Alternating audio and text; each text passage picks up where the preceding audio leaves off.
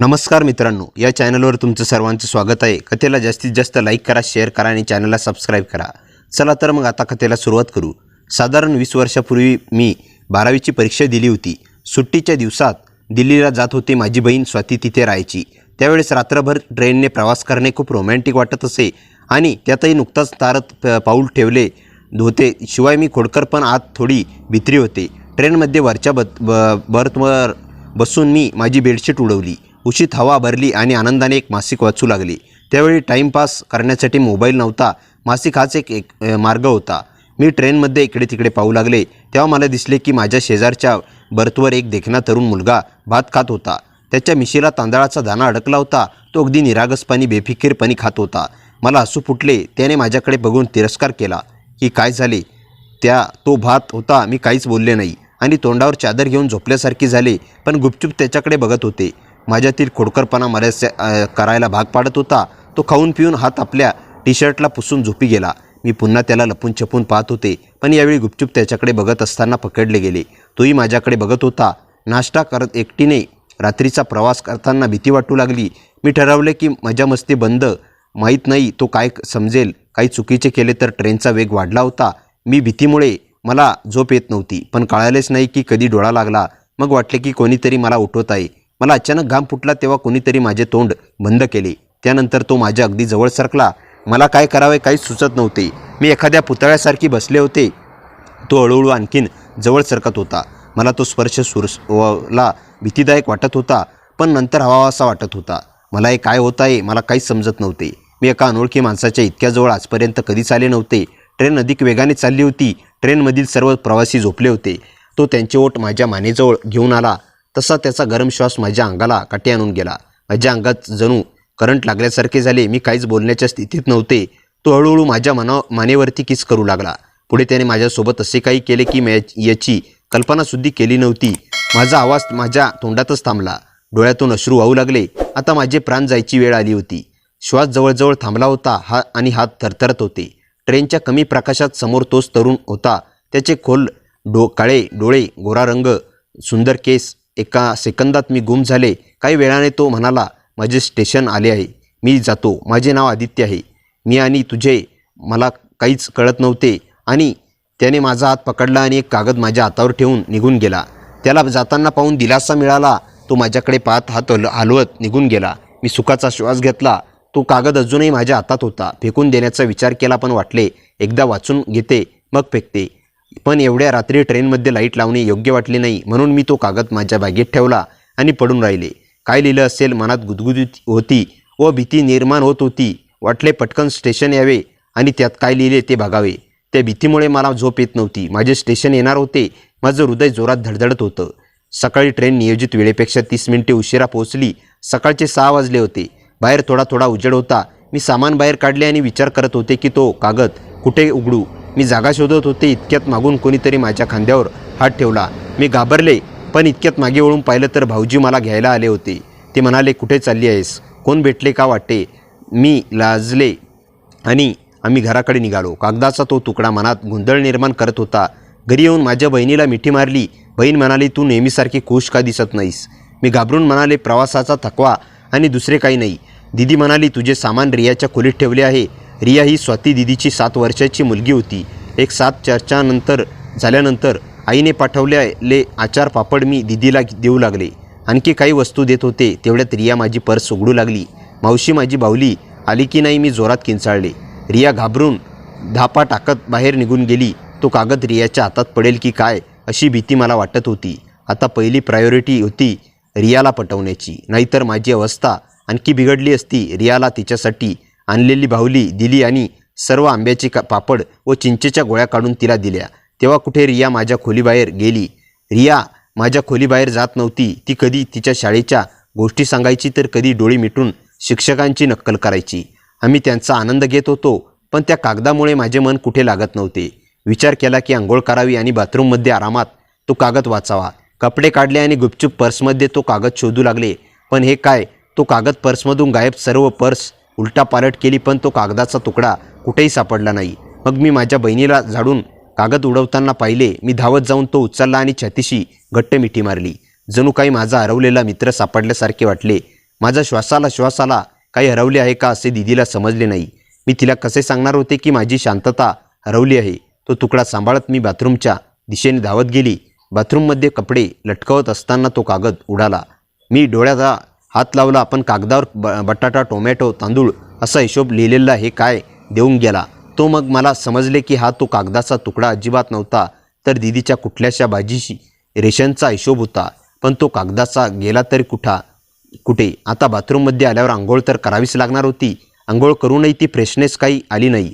बाहेर पडले तेव्हा बहिणीला आश्चर्य झाले की आंघोळीला 1 तास लागतो, मुली 2 मिनिटात कशी आंघोळ केली. मी उदास झाले होते. पुन्हा मी माझे सर्व सामान उलटापालट करत होते. आता दिल्लीला येण्याचा माझा सगळा उत्साह मावळला होता.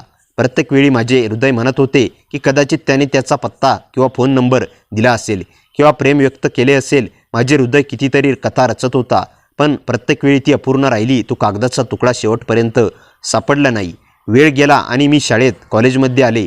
मी खूप चांगले मित्र बनवले, सगळे चांगले होते.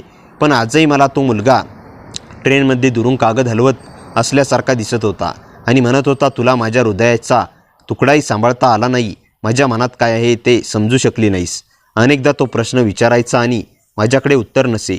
त्याचा तो कागद माझ्याकडे साठी एक कोडे बनला होता. माझे मन मला सांगत होते की काश त्याच्याशी एकदा तरी माझी भेट होऊ दे, जेणेकरून मी त्याला विचारू शकेन की त्याने त्या कागदावर काय लिहिले होते. वेळ गेली आणि मी माझे ग्रॅज्युएशन पूर्ण केले आणि पोस्ट ग्रॅज्युएशनसाठी दुसऱ्या कॉलेजमध्ये प्रवेश घेतला. आता माझ्या नात्याने मी लग्नाचा विचार करू लागले. मी माझ्या अभ्यासात पूर्णपणे होते, पण मला अजूनही त्या ट्रेनमधील रात्रीचे कोडे सोडवल्यासारखे वाटत होते. आता आयुष्यात काहीतरी बदलत होत होता. माझी मैत्रीण प्राजक्ता होती. आम्ही दोघीही लहानपणापासून एकत्र राहत होतो. आम्ही 2 शरीरे एक आत्मा होतो. ती खूप सुंदर होती. होय, थोडी कमजोर होती, पण तिचे मन खूप चांगले होते. आता ती पूर्ण वेळ तिच्या भावी नवऱ्याबद्दल बोलायची. त्यावेळी मोबाईल फोनच्या अभावी लाईनवर मोठ्या कष्टाने संवाद साधावा लागत होता. आज तिची अंगठी देवाणघेवाण होणार होती. त्या दिवशी प्राजक्ता खूप सुंदर दिसत होती. मी पण सुंदर दिसत होते असे लोक म्हणत होते. प्राजक्ताच्या सासरची लोक आली होती. कार्यक्रम सुरू झाला आणि रिंग सेरेमनीची वेळ. मला प्राजक्ताच्या भावी नवराही बघायचा होता. तो प्राजक्ताशी लग्न करण्याच्या लायकीचा आहे की नाही. प्राजक्ताने ईर्ष्याने दाखवले, ते आहेत तुझे भाऊजी. पाहिले तर माझ्या डोळ्यावर विश्वासच बसला नाही. माझे डोळे विस्फारले. पायाखालची जमीन सरकली. त्याचा चेहरा मी गेली 5 वर्षे विसरण्याचा प्रयत्न करत होते. तो इथे वाटले की माझ्या नजरेचा कदाचित धोका आहे, पण नाही. जशी जशी त्याची पावले माझ्याजवळ येत होती तशी तशी मी स्वतःला लपवण्याचा प्रयत्न करत होते. पण 5 वर्षापूर्वीही मी त्या रात्री पकडली गेली होती आणि आजही जेव्हा आमची नजर एकमेकांना भेटली तेव्हा वाटले की एक जोरदार वादळ येणार आहे आणि आम्ही दोघेही त्यात वाहून जाऊ. प्राजक्ता म्हणाली, हा आदित्य आहे आणि ही माझी जिवलग मैत्रीण अंकिता. आदित्य बोलला. तिचे नाव जाणून घेण्यासाठी मी गेल्या 5 वर्षापासून उत्सुक आहे. आता प्राजक्ताची पाळी होती. आश्चर्यचकित होण्याची ती म्हणाली, तुम्ही एकमेकांना ओळखता का? आदित्य काही बोलण्यापूर्वीच मी म्हणाले, भाऊजी तुम्ही पण ना खूप गमतीशीर आहात. सोबत तू प्राजक्ता काही सांगू नकोस अशी डोळ्यांनी मनाई केली तरी प्राजक्ता सांगणारच होती. आदित्यची नजर प्राजक्तावर कमी आणि माझ्यावर जास्त होती. अशी वेळ आली की आम्ही दोघेच होतो आणि कोणी नव्हते. मनात आले की एकदा विचारू की त्या कागदावर काय लिहिले होते, पण आजही आवाज निघाला नाही. आदित्य म्हणाला, कशी आहेस? मी फक्त होकारार्थी मान हलवली. आदित्य म्हणाला, तू कधीच उत्तर का दिले नाहीस? मी त्याच्याकडे प्रश्नार्थक नजरेने पाहिले. मग वाटले की कदाचित आदित्यने त्या कागदावर काहीतरी लिहिले असेल ज्याचे उत्तर त्याला हवे होते. पण जरी मी ते वाचले असते तरी उत्तर देणार ना त्याला विचारण्याची हिंमत झाली नाही. मी त्याला म्हणाले, जाऊ दे, आणि तिथून उठू लागले. पण आदित्यने नीटनेटके माझा हात धरला. मला ट्रेनमध्ये तो हात पकडून कागद देण्याची आठवण झाली. माझ्या डोळ्यातून अश्रू वाहू लागले. तेवढ्यात प्राजक्ता आणि सगळे लोक आले. मी स्वतःवर ताबा ठेवला, बाजूला झाले. प्राजक्ताची एंगेजमेंट पार पडली. आदित्यच्या डोळ्यात एक प्रश्न होता. त्याने त्या कागदावर लिहिलं होतं की कदाचित प्रेम व्यक्त केले असेल आणि त्याला माझ्याकडून उत्तर हवे असेल. पण आता तो माझ्या मैत्रिणीचा लाईफ पार्टनर बनणार होता. पण हृदय म्हणत होते की झाले तर नाही ना. मेंदू सांगत होता की आता काहीच होऊ शकत नाही. पहिल्याच नजरेचे प्रेम फक्त कथांमध्ये चांगले दिसते. मेंदू म्हणत होता की ते सगळे फक्त आकर्षण होते. पण हृदय उत्तर देत होते की गेल्या 5 वर्षात ती कुठे विसरू शकली नाही आणि आदित्यच्या नजरेतही तो तिला शोधत असल्यासारखे वाटत होते. का असे काय घडले त्या रात्री की आमच्यात नाते निर्माण झाले होते? ते नाते अजूनही चालू होते. संपूर्ण कार्यक्रम पार पडला तेव्हा प्राजक्ता म्हणाली, आदित्य खूप छान गातो. सगळ्यांनी गाणे ऐकण्याची जिद्द ऐकली. आदित्यने गाणे सुरू केले. कोई जब तुम्हारा हृदय तोड़ दे तड़पाता हूँ, जब कोई छोड़ दे तब तुम मेरे पास आना प्रिय, मेरा दर दुःख खुला ही रहेगा तुम्हारे लिए. गाणे काय होते हृदय बाहेर काढून ठेवल्यासारखे वाटत होते. टाळ्या वाढल्या. आदित्य माझ्याकडे बघत होता. मी उठून दुसरीकडे निघून गेले. काही गडबड होऊ नये म्हणून त्यांच्या घरची लोक निघून गेली. सर्वांचा निरोप घेतला तेव्हा आदित्य म्हणाला, प्राजक्ता माझ्याशी मैत्री करशील का? त्याने हात पुढे केला. प्राजक्ता म्हणाली, हो माझी मैत्रीण अंकिता, ती तुझी मैत्रीण मी इच्छा नसताना असले. प्राजक्ताच्या लग्नाला अजून 3 महिने बाकी होते. आदित्यने प्राजक्ताला भेटण्यासाठी बोलू लागला. कदाचित तू मला भेटण्याचे निमित्त शोधत होता. आदित्यसुद्धा त्याच्या एका मित्रासोबत यायचा. आम्ही तिघे भेटायचो. माझ्या मनाला थोडे चांगलेही वाटत असे. आदित्य आग्र्याला राहत होता. त्याने स्वतःचा व्यवसाय सुरू केला होता. तो अतिशय हुशार आणि कमी बोलणारा व्यक्ती होता. एकदा प्राजक्ता कुठेतरी दुसरीकडे होती तेव्हा त्याने पुन्हा विचारले, तू तर उत्तर दिले नाहीस. मला वाटले की त्याला सर्व काही सांगावे, पण प्राजक्ता समोरून येताना पाहिले आणि मी गप्प बसले. प्राजक्ताने काहीतरी विचित्र पाहिले आणि ती अचानक म्हणाली, आदित्य तुझी मिस्ट्री गर्ल काय झाली? मी आश्चर्याने आदित्यकडे पाहिले. प्राजक्ता म्हणाली, तुला माहीत आहे? आदित्यने मला स्वतःबद्दल सगळे सांगितले. आदित्यला एक मुलगी आवडते, पण ती त्याच्यासाठी एक मिस्ट्री बनली आहे. आदित्यने मला तिचे चित्रही दाखवले होते. अरे हो, तिचा चेहरा अगदी तुझ्याशी मिळता जुळता आहे, हो की नाही? आम्ही दोघेही हैराण झालो. हातपाय थंड पडले. मी प्राजक्ताला म्हणाले, चल आता खूप उशीर झाला आहे. घरी पोहोचेपर्यंत संध्याकाळ होईल. मग काका काकू मला शिव्या देतील. त्या गोष्टीत मी यशस्वी झाले होते. घरी आल्यावर मी रात्रभर झोपू शकले नाही. मी हे काय करत आहे? प्राजक्ता माझी सर्वात चांगली मैत्रीण आहे. ती किती विश्वास आहे माझ्यावर. जेव्हा तिला हे सगळे कळेल तेव्हा तिच्या मैत्रीवरील सगळा विश्वास उडून जाईल. काका काकू काय विचार करतील? याच विचारांचा विचार करता करता डोके खायला लागले. दुसऱ्या दिवशी मी ठरवले की काहीही झाले तरी मी आदित्यला भेटणार नाही. आम्हा तिघांसाठी हेच चांगले होईल. 3-4 दिवसांनी प्राजक्ताने मला सांगितले की आदित्यला भेटण्यासाठी बहाणा केला. पण असे झाले की प्राजक्ता एकटीच आदित्यला एकदाच भेटू शकली. तिने सांगितले की आदित्य फोनवर माझ्याबद्दल विचारत असतो. प्राजक्ता खूप निरागस होती. ती या सगळ्या गोष्टींपासून अंजान होती. अचानक मी तिला विचारले, प्राजक्ता आदित्यची मिस्ट्री गर्ल त्याला भेटली का? प्राजक्ता म्हणाली, अरे सोड ना, 5 वर्षात भेटली नाही तर आता काय भेटणार? आणि जर भेटली तरी काय होणार? आता आदित्य माझा आहे. मी आता त्याला दुसऱ्या कुणाची होऊ देणार नाही. मला माझ्या सर्व प्रश्नांची उत्तरे मिळाली होती. मी या चॅप्टरला इथे बंद करण्याचा निर्णय घेतला. पण आदित्यला काय वाटते? हा चॅप्टर बंद करू शकेल का? प्राजक्ताने शब्द माझ्या कानात घुमत होते. मिस्ट्री गर्ल आदित्यसाठी नेहमी मिस्ट्री गर्ल राहणार. मला वाटले बरोबर आहे. ती तर तिची जिवलग मैत्रीण नाही. आदित्यचे काय आहे? ट्रेनमध्ये झालेल्या छोट्याशा भेटीसाठी मी माझ्या मैत्रिणीचे आयुष्य धोक्यात घालू शकत नाही ना. असेच काही दिवस निघून गेले. प्राजक्ताकडून कळले की आदित्य आता तिला भेटायलाही बोलत नव्हता किंवा ते फोनवर जास्त बोलतही नव्हते. प्राजक्ता आता दुःखी राहू लागली. ती म्हणाली, मला नाही माहीत का, पण आदित्य का बदलला आहे? लग्न जवळ येत आहे आणि त्याच्यात कोणताही उत्साह दिसत नाही ना. तो फोन करतो ना भेटायला बोलवतो. तो काय करावे आणि काय करू नये हेच समजत नाही. आदित्यला नेमके काय हवे आहे? तो हे सर्व का करतो आहे? आदित्यला कळत नाही की त्या रात्री ट्रेनमध्ये दोघांची फक्त नजरा भेटल्या. त्यांच्या डोळ्यांची भेट हा केवळ एक सुंदर योगायोग होता जो दोघांनी विसरून पुढे जावे लागेल. अन्यथा 2 कुटुंबे उद्ध्वस्त होतील आणि इतर कोणी घेऊन आपण आनंदी राहू शकतो का? वेळ जात होता. प्राजक्ताचे दुःख दिवसेंदिवस वाढत होते आणि तिच्या मनावरील चिंतेच्या रेषा पाहू शकले मी. तिने विचारले, हे अशी परिस्थिती आहे तर आदित्य लग्नानंतर माझ्याशी बोलेल की नाही? तूच सांग, मी काय करू? प्राजक्ताचे शब्द माझ्या मनात वादळाची भीती निर्माण करत होते. लवकरच काहीतरी करावे लागेल, अन्यथा सर्व काही संपेल. पण काय करावे हे समजत नव्हते. मी रात्र विचारात घालवली. त्यांच्या वडिलांना किंवा त्याच्या भावाला फोन करून माझ्या आदित्यशी बोलणे करायला सांगितले. आदित्यने हॅलो म्हणताच माझा श्वास वाढला आणि मी फोन डिस्कनेक्ट केला. नाही, मी आदित्यशी बोलू शकत नव्हते, पण बोलावे तर लागणार होते. दुसऱ्या दिवशी फोन केला. यावेळी आदित्यने फोन उचलल्यावर मी बोलण्यापूर्वीच तो म्हणाला, मला माहीत आहे की कोण बोलत आहे. मी तुझ्या हृदयाचे ठोके अनुभवू शकतो. आज संध्याकाळी 5 वाजता ग्रीन पार्कला ये. असे एकदम म्हणून त्याने फोन ठेवला. गाडी थांबल्यासारखे वाटत होते. मला कळले की 1 तासात 60 मिनिटे आणि प्रत्येक मिनिटात 60 सेकंद असतात. मी अर्धा तास आधीच पोहोचले होते. आदित्यला काय काय बोलायचे आहे त्याच्यावर विचार करून ठेवला होता. 5 वाजले तरी आदित्य आला नाही. मला वाटले कदाचित तो येणार नसेल. 5 वाजून 10 मिनिटांनी तोच तरुण माझ्या समोरून चालत येत होता, ज्याच्याकडे मी त्या ट्रेनमध्ये खूप वेळ बघत होते. जसजसा जवळ येत होता तसतसे माझ्या हृदयाचे ठोके वाढत होते. बोलायचे आहे ते मनातून ओढले जात होते.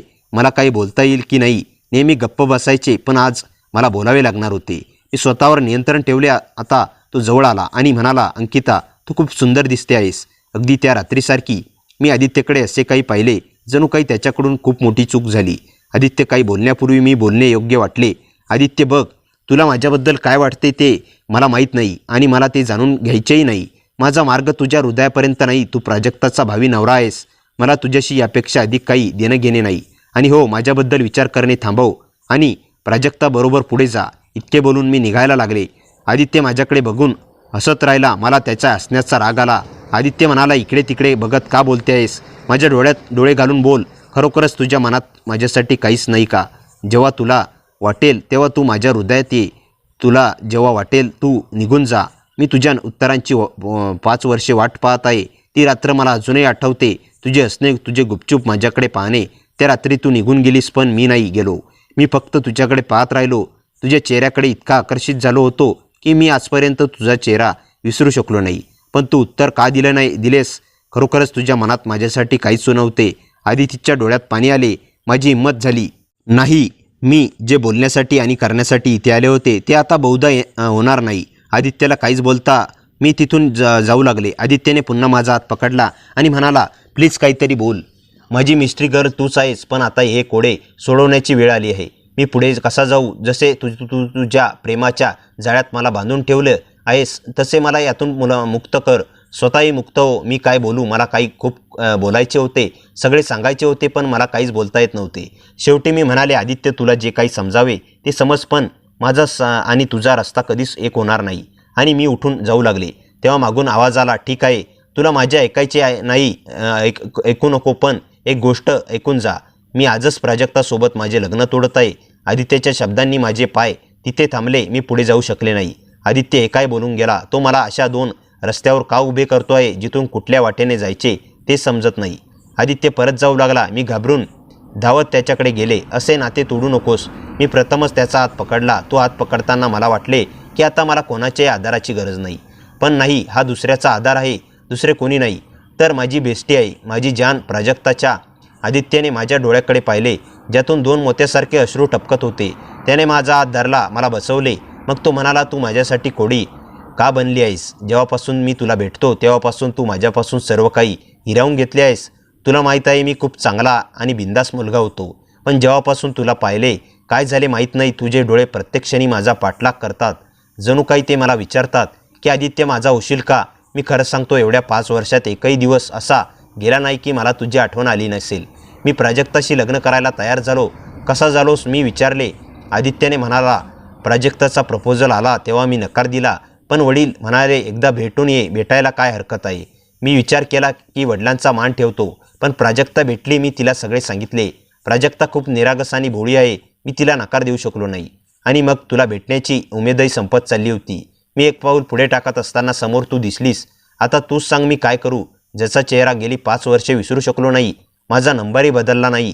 की कदाचित तू कधी फोन करशील किंवा पत्र पाठवशील, पण तुलाही आताच माझ्या आयुष्यात यायचे होते. मी स्वतः गोंधळलो आहे.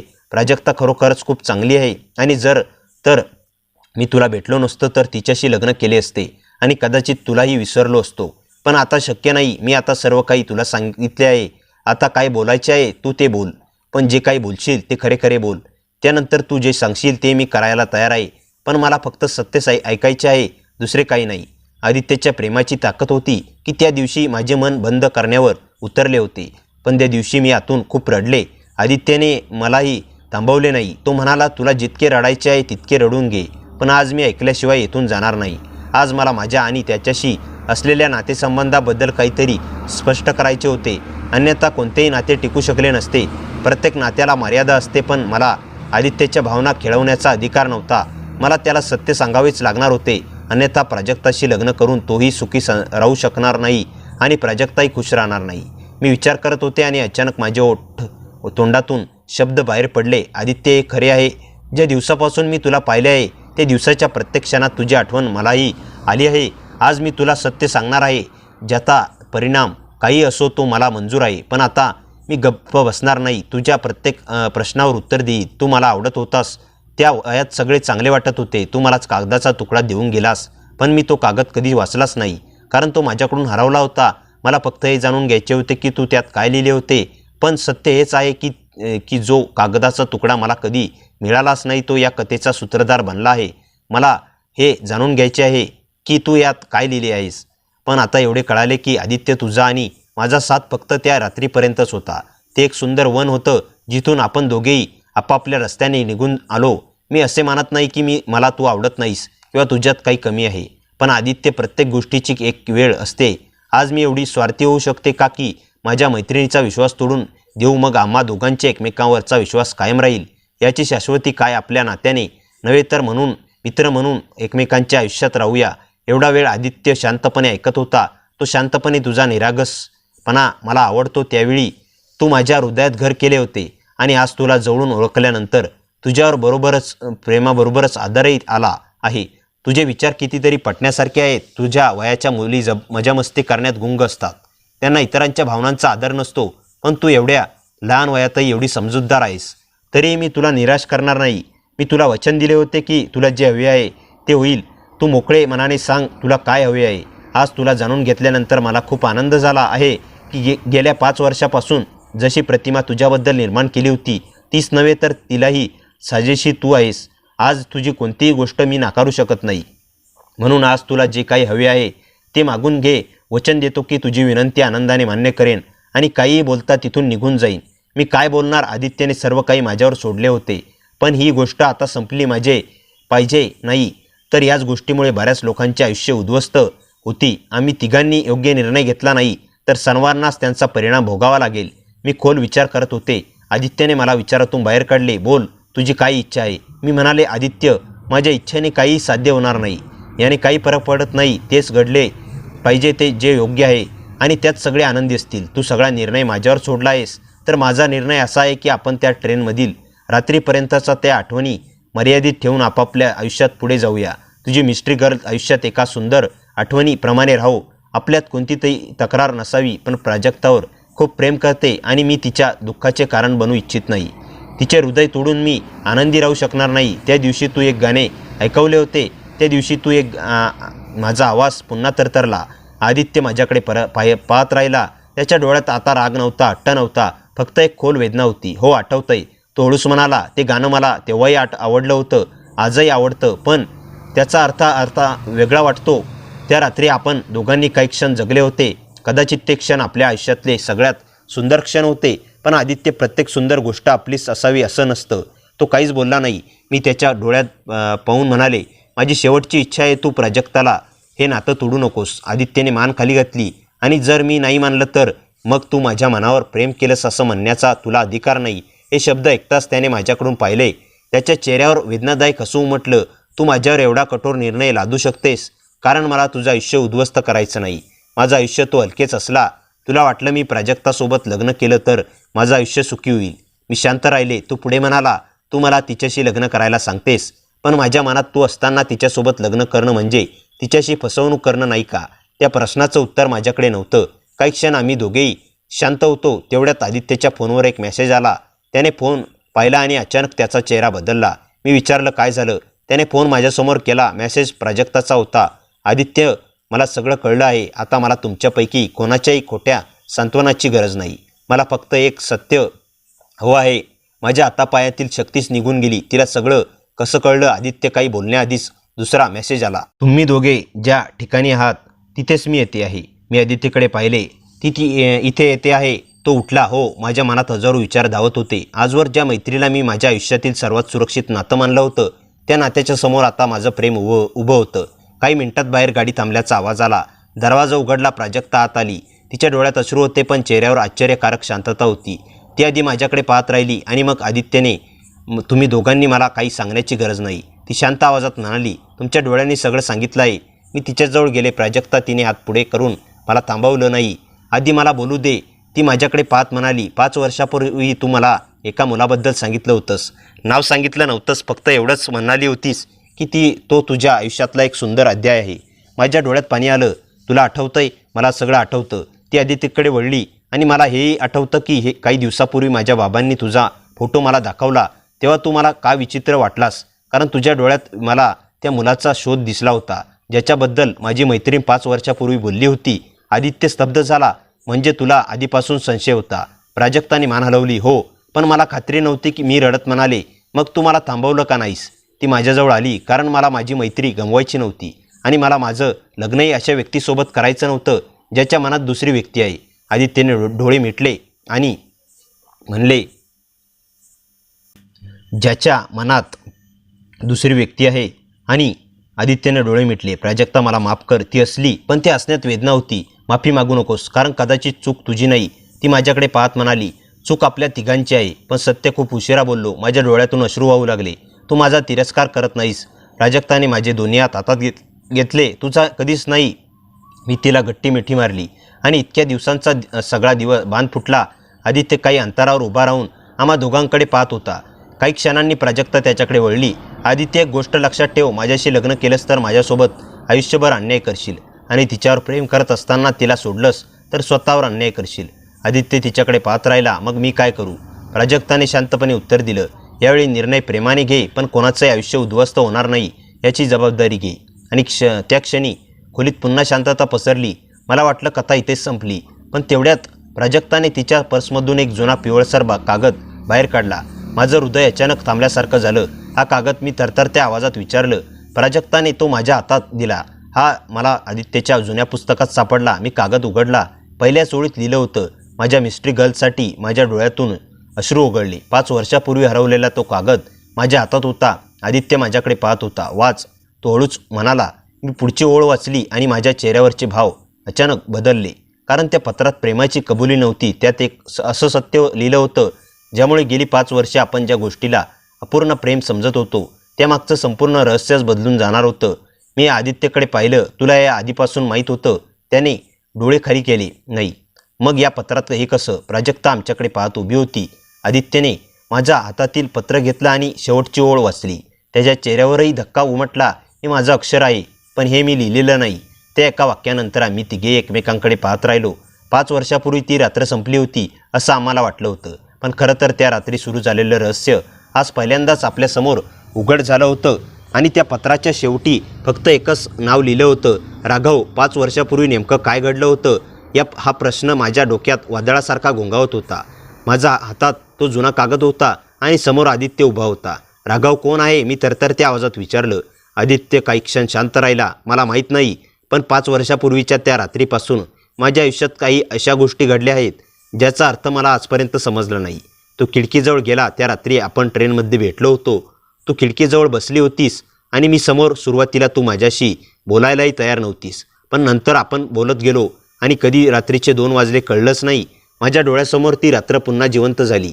पावसाने भिजलेली ट्रेन, खिडकीवरून खाली येणारे पाण्याचे थेंब आणि आदित्यचे ते हसू.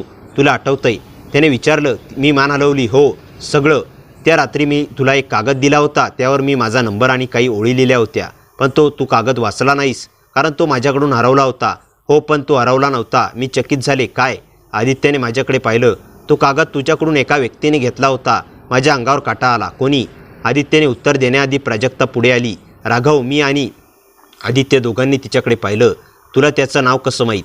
प्राजक्ताने खोल श्वास घेतला. कारण राघव माझ्या आयुष्यातील आला होता.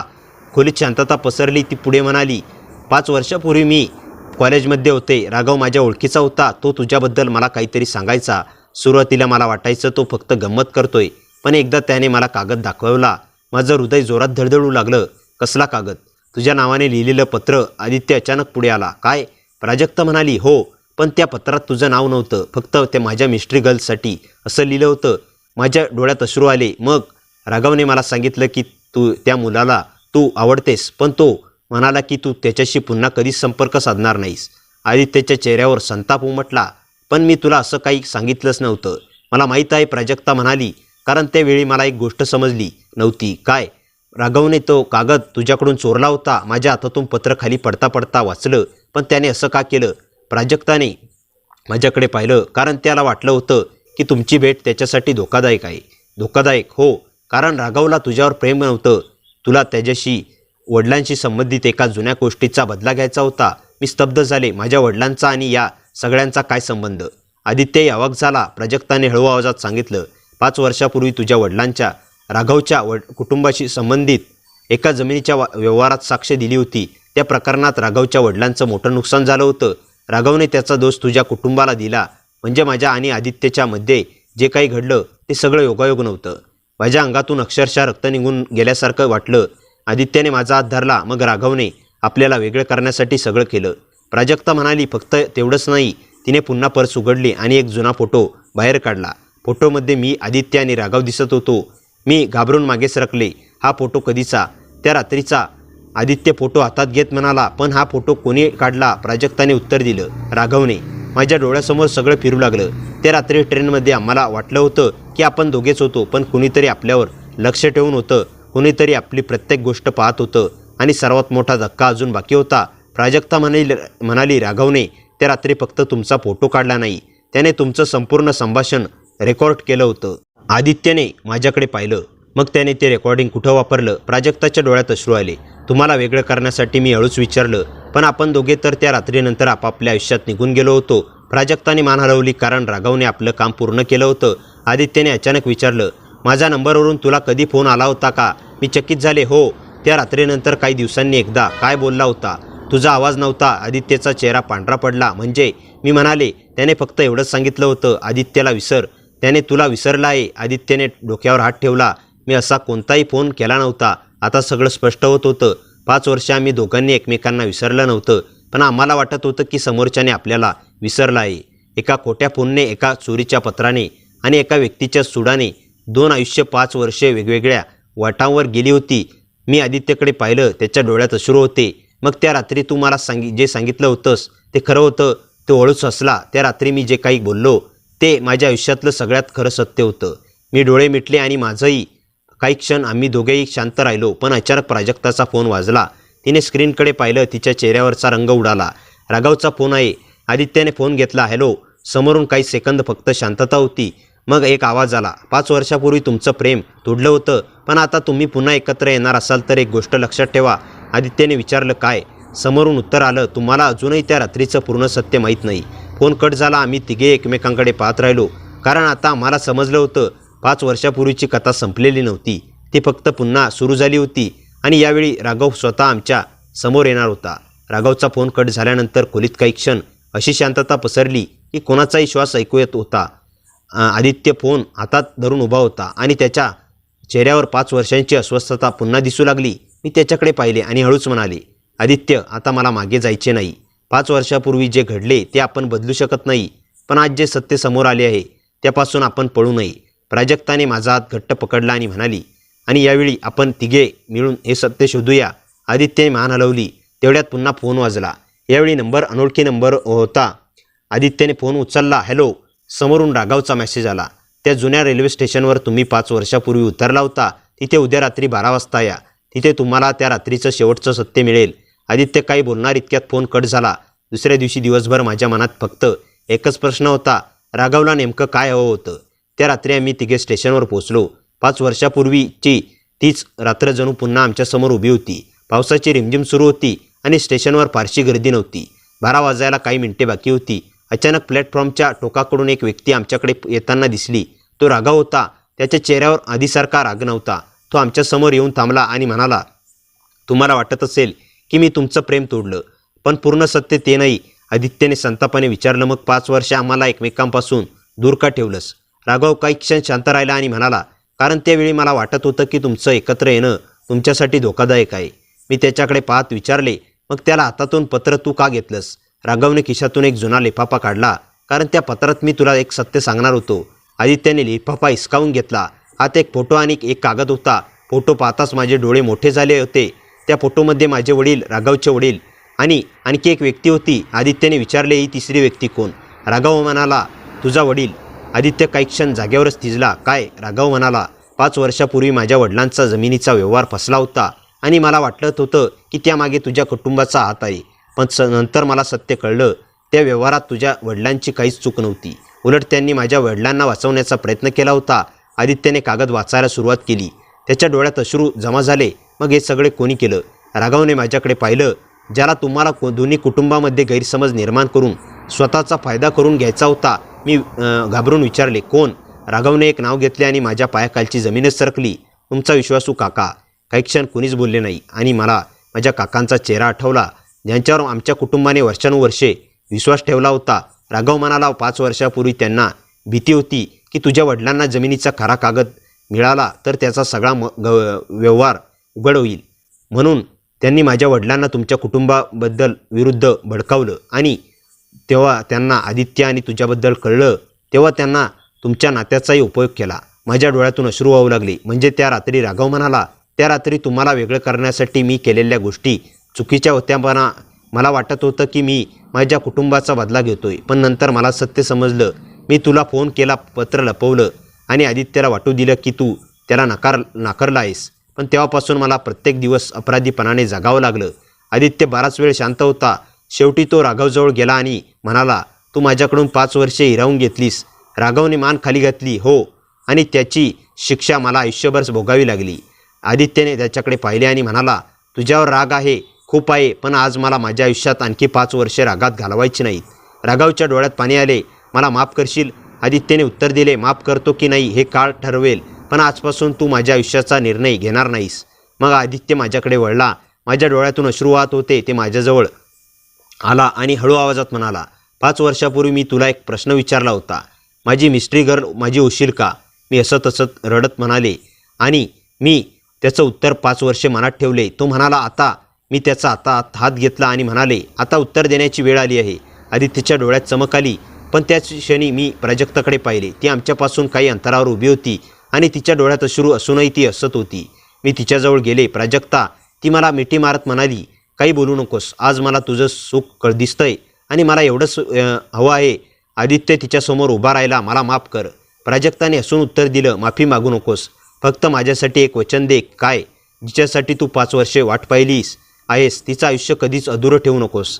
आदित्यने माझ्याकडे पाहिलं आणि म्हणाला, वचन? त्या रात्री स्टेशनवरून बाहेर पडताना पाऊस थांबला होता. 5 वर्षापूर्वी ज्या रात्री आम्ही एकमेकांपासून दूर गेलो होतो त्याच रात्री 5 वर्षानंतर आम्ही पुन्हा एकमेकांच्या हातात हात ठेवून चालत होतो. पण यावेळी आमच्यात कोणताही गैरसमज नव्हता, कोणतंही लपवलेलं पत्र नव्हतं आणि कोणताही खोटा फोन नव्हता. फक्त सत्य होतं आणि त्या सत्यासोबत उभं असलेलं प्रेम होतं. आदित्यने चालता चालता माझ्याकडे पाहून विचारले, मिस्ट्री गर्ल, आता तरी तुझं कोडं सुटलं का? मी हसून म्हणाले, नाही. तो आश्चर्याने म्हणाले, का? मी त्याचा हात अजून घट्ट पकडला आणि म्हणाले, कारण तुझं कोडं सुटलं असलं तरी तुझ्यासोबतचं आयुष्य अजून सुरू झालं आहे. त्याचा शेवट मला माहीत नाही. आदित्य हसला. मग तो शेवट आपण दोघं मिळून लिहू. मी त्याच्या खांद्यावर डोकं ठेवलं. दूर कुठेतरी ट्रेनचा आवाज आला.